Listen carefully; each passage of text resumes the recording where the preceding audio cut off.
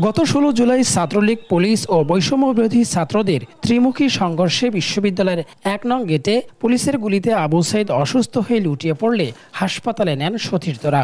হাসপাতালে নেয়ার পর চিকিৎসকরা তাকে মৃত ঘোষণা করেন। এ ঘটনার ২ মাস ৭ দিন পর সামাজিক যোগাযোগ মাধ্যমে ছড়িয়ে পড়ে ময়নাতদন্তের রিপোর্ট। সংশ্লিষ্ট চিকিৎসক জানান, তার পুরো শরীরে ছিল ছররা গুলির ক্ষত। মাথার পেছনে আঘাত ও রক্তক্ষরণ হলেও সেটি মৃত্যুর কারণ নয় বলছেন চিকিৎসক।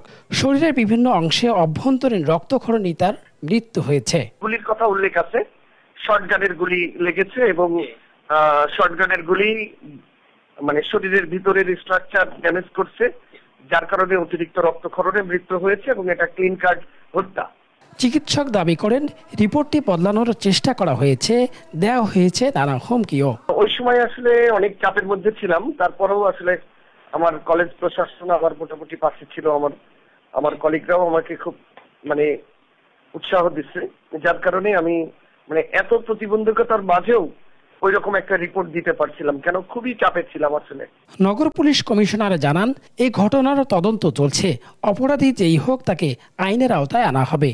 একই কথা বলছেন বিশ্ববিদ্যালয় কর্তৃপক্ষ।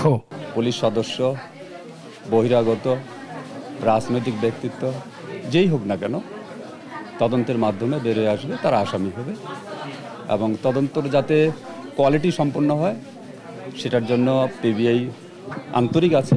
পাশাপাশি মেট্রোপলিটন পুলিশ তাদেরকে সর্বাত্মক সহযোগিতা করতেছে। আসামি যারাই হোক শনাক্ত হলে তারা গ্রেপ্তার হবে, আইনের আওতায় আসবে। সঠিকভাবে মূল্যায়ন করে তাদের আইনানুগ ব্যবস্থা নিতে পারি। ইনশাআল্লাহ নিরপরাধ ব্যক্তি যেন যেখানে শাস্তি না পায় সেটা নিশ্চিত করব। একজন বলছে অমুক আসামি, একজন বলছে অমুক আসামি। This is not my headache, কারণ এটা হচ্ছে আইনানুগ সংস্থা, তার আইডেন্টিফাই করবে really who are the main culprit.